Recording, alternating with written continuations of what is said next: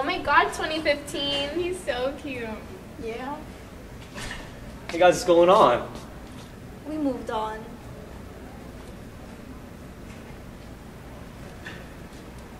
Good afternoon, Bucks.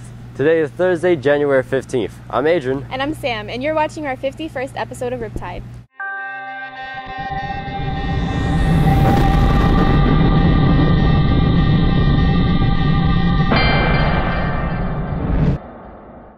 Before we went to break, Ms. Carroll's freshman class sent letters to Haiti. Let's go to Michelle with the story. Every holiday season, it is common to receive cool new gadgets, clothes, and other nice things. What goes unnoticed are the kids in less fortunate countries. Ms. Carroll, along with her freshman classes, sent Christmas cards to children in Haiti. A friend of mine, she and her husband, they actually built an orphanage called Hope for Haiti, New Hope for Haiti, in Haiti. And they have about 27 orphaned children there.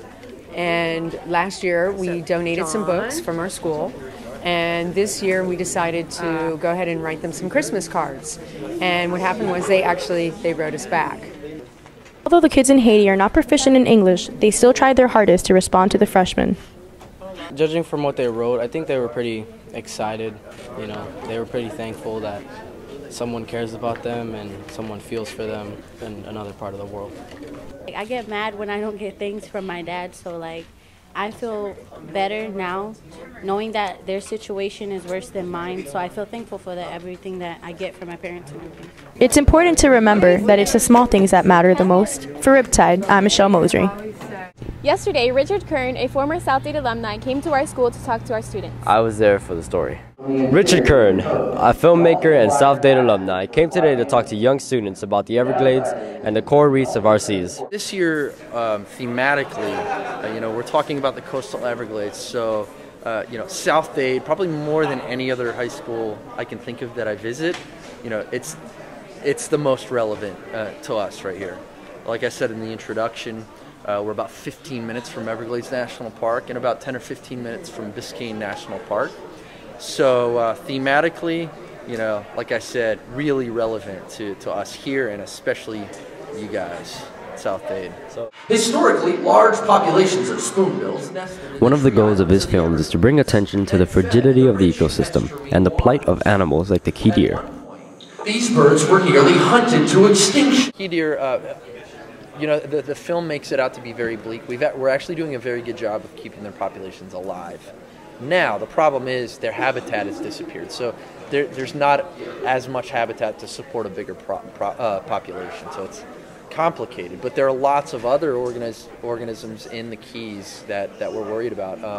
The Key Largo wood rat is critically endangered. Also, several species of butterflies we don't hear about. Little butterflies are very, very rare and endangered, and some of them only can be found in the Middle Keys and sometimes the Upper Keys. So that's a problem that gets overlooked, but it's sort of towards the base of the food web. We need to be concerned when small things like butterflies are disappearing. For Kern, nature filmmaking is a family business where he still works closely with his father. I was a film lecturer for the National Audubon Society, and I would go on tour around the United States speaking to sort of travel adventure audiences. And occasionally they would book me into a school, and when I realized that kids responded to this type of presentation, I thought to myself, why not try something like this in Miami-Dade County? That was about 35, 36 years ago. And I did it for many years, and Richard has taken over the mantle.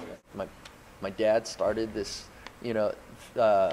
this documentary, thing, and it was his thing, and I always thought it was so cool. But for some reason, I always thought of it as his thing. And a few years ago, at dinner, my dad's like, you know what, I'm going to think about retiring, and I'd like to pass this on to maybe a young science teacher, who could carry it on. And that's when it clicked, and I was like, whoa, wait a second. I would love to do this, and I think it fit me well. So remember, preserving our national parks and especially the beautiful areas around our community is very important for the wildlife's sake. For Riptide, I'm Adrian Dominguez. Sam, do you remember when you were a freshman? I do. It seems just like yesterday. Let's go to Chase with some senior versus freshman clips.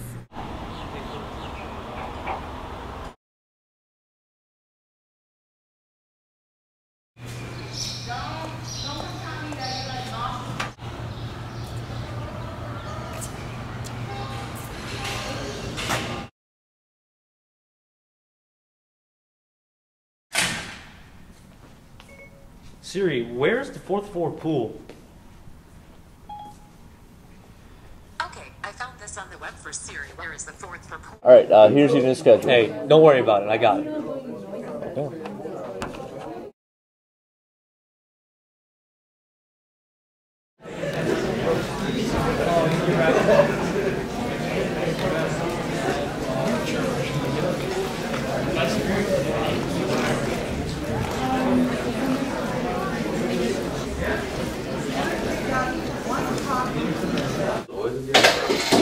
Contract with Nike. We're not gonna get anything. We're not gonna get anything from New Balance or Under Armour. I don't want no high top shit. I don't want no top. I don't want no high top. Yeah, tripping. It is ugly. What was it?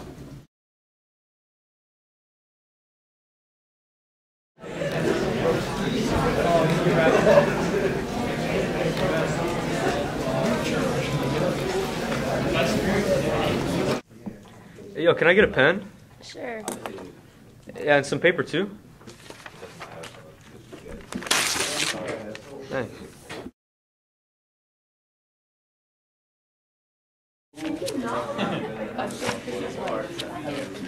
A B? What am I supposed to do with a B? I need to go to Harvard, Princeton, Yale. I need all this stuff and I have a B?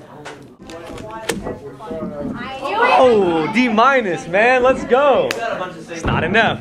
Not enough.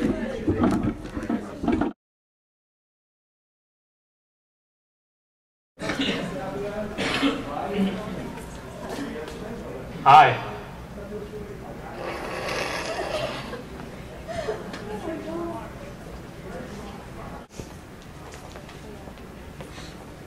Girl, you looking cute. Bye. Hey, yo, girl, you looking cute. Don't try. Our very own South Dade wrestler Pat Lugo has been on a huge winning streak. Undefeated, actually. Let's go to Brianna for the story. One of the biggest leaders on the team is Pat. He's one of the best kids and one of the hardest workers, a good example for all the younger guys and the JV kids who want to continue to wrestle and be like him to get better. He's definitely someone to look after and someone to want to be like on the team because he puts in good work every day and he's someone good to try to take after. Right now I'm a state champ. I became a state champ last year, my junior year, and during the summer last year I got a chance to wrestle at nationals and I placed top 5, and this year hopefully accomplish one of my goals of becoming a 2-time state champ and doing better in nationals in the summer. Pat has encouraged many of his teammates, including his own brother. My brother is a big inspiration in my life, and last year I really didn't practice with him that much because he's a lot bigger than me. But coming into this year, I have a lot more competition than I did last year, and I took a early loss in my season. And my brother said, we can't lose anymore. So me and him started going hard, practicing hard together, and trying to overcome that loss and get back on top where I belong and where me and him belong together. Well, I've known Pat Lugo since he was a little fella. I mean, he hasn't grown up much since, but I've known him since he was a little kid, and to watch him grow into the man he's become on and off the mat, he's a complete machine on the mat. I mean, he's one of the meanest, strongest kids I've ever coached. He works harder than anybody in the room, or probably in the state. It doesn't come easy to him. He's not the most athletic guy in the world, but he overcomes that with the hard work. He's not lost in 98 straight matches. He hasn't been taken down in them matches. The future's bright for him. Whatever he wants to accomplish in college, as long as he does what he's supposed to do in school to be eligible, he could be an NCAA champion if he wants to. He could be a Olympian if he possibly wanted to. I started wrestling at the age of 4. I started wrestling because my dad used to wrestle in high school, So he wanted me to one day become like him. Next year, I want to hopefully get a scholarship to a 4-year university and to fulfill my dream as a national champion. And then after that, to have the experience to become a college coach. For Riptide, I'm Brianna Powell. What'd you do over winter break? Most of it was spent on trivia, crack, and movies. Let's go to Adly for the winter break recap.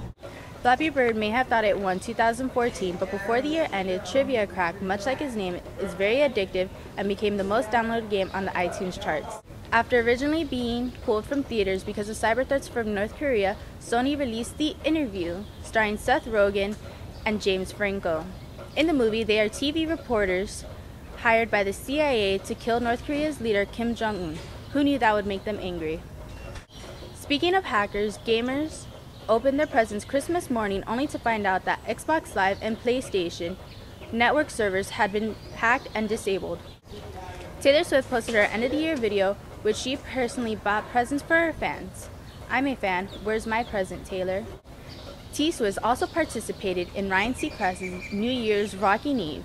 Meanwhile, locally, Mr. 305 Pitbull hosted Fox's New Year's Eve show from the Fontainebleau in Miami.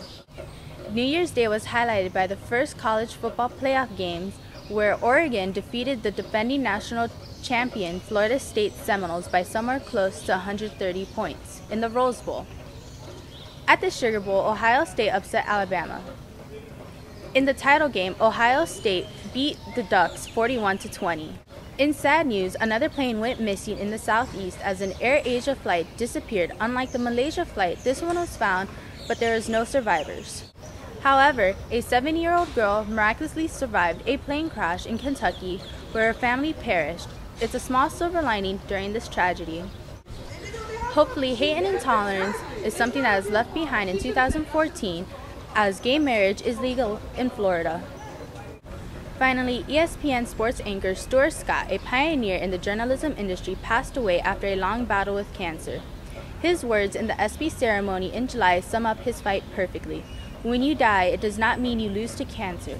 You beat cancer by how you live, why you live, and in the manner in which you live. That's it for what happened over winter break. Have a great 2015. For Riptide, I'm Alessandra Enriquez. That's all for today, Bucks. We hope you've enjoyed our 51st episode of Riptide. I'm Sam. And I'm Adrian, and have a great weekend.